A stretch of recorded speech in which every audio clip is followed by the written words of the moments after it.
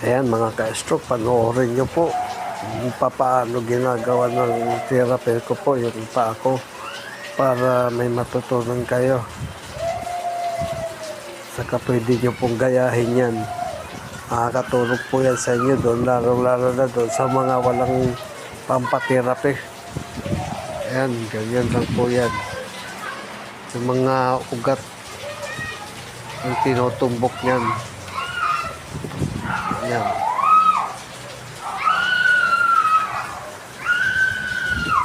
Kaya shout out sa inyong lahat. Ingat po tayong lahat, lalong-lalo na ngayong araw, napakalakas ng ulan po rito sa amin. Ayan, maulan. Pero kahit maulan, tuloy pa rin po ang therapy po natin. Salamat at nakarating dito yung therapy ko po kahit na maulan.